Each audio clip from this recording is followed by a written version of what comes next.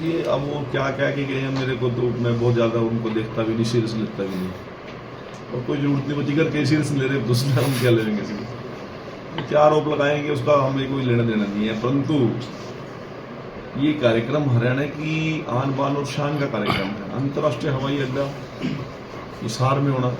अब मेरे को एक विधानसभा के दौरान जब इसकी पहली लैंडिंग हुई यहाँ पर, तो सावित्री जिंदल जी हमारी विधायक है, उनका बेटा बॉम्बे से चला और वो पहला लैंड उनका जहाज लैंड किया 1 घंटा 20 मिनट में। तो उनका कहना ये था कि वो बॉम्बे से चल के या तो लैंड करते थे दिल्ली में, और दिल्ली से हिसार आने में लगते थे 2.5 घंटे, और या लैंड करते थे सरसा लैंड करने के बाद फिर 1.5 घंटा लगता था, और अब 1.25 घंटे में वो लैंड करके हिसार में, और 3000 एकड़ के अंदर हम इसके साथ लगते हम इंडस्ट्रियल जोन बना रहे हैं। इस क्षेत्र को इतना बड़ा रोजगार मिलने जा रहा है, आप लोग कल्पना ही नहीं कर पाएंगे। अभी अब डबवाली का आदमी या तो अमृतसर जाता था, या जयपुर जाता था, या फिर दिल्ली जाता था। आज आपको अंतर्राष्ट्रीय एयरपोर्ट मिल रहा है, जयपुर की फ्लाइट है, आपको अयोध्या की फ्लाइट है, जम्मू की फ्लाइट है, दिल्ली की फ्लाइट है, चंडीगढ़ की फ्लाइट है। यहाँ से लोगों के लिए इजी हो जाएगा, और सबसे बड़ा तो बात यह है कि ये कार्गो होगा। इस क्षेत्र के अंदर तरक्की के कौन से द्वार खुलेंगे, आप इमेजिन नॉट इमेजिन।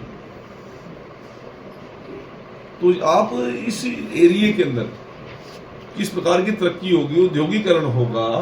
आज जो कृषि प्रधान प्रदेश हमारा कहलाता है, वो उद्योग में जब तक नहीं जाएगा हमारे बच्चों को रोजगार नहीं बढ़िया मिल पाएंगे, अपॉर्चुनिटी बहुत कम है। उसके साथ साथ एजुकेशन का हब ऑलरेडी हिसार है, उसके साथ और किस प्रकार के नए आप गुड़गांव को देखिए ना, दिल्ली से बहुत आगे निकल गया, क्योंकि एयरपोर्ट बॉर्डर पे आ गया हमारे। आज जितनी भी मल्टीनेशनल कंपनी है पूरी दुनिया में, मैं जो विजिट करके आया हूँ, वहां पे दिल्ली की चर्चा नहीं होती, वहां पे गुड़गांव की चर्चा होती है। हमारा मल्टीनेशनल कंपनी के लोग ये कहते हैं, सीईओ जी कहते हैं हमारा हेड ऑफिस गुड़गांव में है जी, और लगभग वो 1000 के आसपास मल्टीनेशनल कंपनीज के हेड ऑफिस गुड़गांव में, एयरपोर्ट की वजह से, केवल एयरपोर्ट की वजह से। आपने कहा कि अपने भाषण में कि इस फतेहाबाद जिले का भी बड़ा विकास होगा इस प्रधानमंत्री की रैली के बाद। कोई आपके मन में कोई ब्लूप्रिंट है ऐसा कुछ इस क्षेत्र के लिए? कुछ चीजें मन में चल रही हैं और उसको धरातल पे उतारेंगे। एक बार कल का 14 कार्यक्रम निपट जाए, अगले महीने में आने आपको ब्लूप्रिंट देके जाएंगे। कोई विशेष है चीज विशेष है, क्योंकि ये फतेहाबाद तो हिसार का पार्ट मान के चलो। आप अग्रोवा तक इंडस्ट्री के लिए आपके पास कोई जमीन अवेलेबल नहीं है आज के दिन। इस पार्ट के चक्कर में ना जी हम बीच में रह गए। 80 से आगे तक भी कोई आपके पास एजुकेशन के लिए कोई जगह नहीं बची हुई है, कोई इंडस्ट्रियल जोन के लिए जगह नहीं बची हुई है। आप देखिए लोगों को किस प्रकार से रतिया तक लोग पहुंचेंगे। इसको इस एयरपोर्ट से आपके पंजाब का जाखड़ वाली पूरी बेल्ट है, वो चंडीगढ़ क्यों जाएंगे फ्लाइट पकड़ने के लिए? वो लोग अमृतसर क्यों जाएंगे?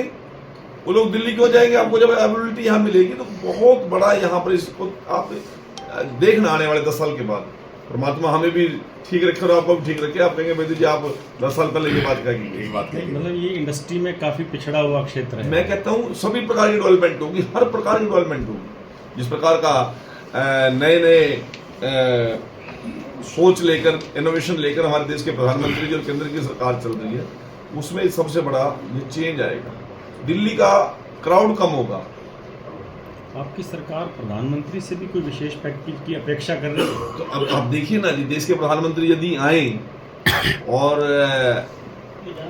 उम्मीद तो बहुत रहती है, और माननीय मुख्यमंत्री जी ने विस्तार पूर्वक बहुत सी चीजों की उनके साथ चर्चा की है, और हमें आस ही नहीं विश्वास भी है कि प्रधानमंत्री जी और एक दिन में हरियाणा के अंदर 2 जगह आ रहे हैं, तो बड़ा कुछ तो होगा ही।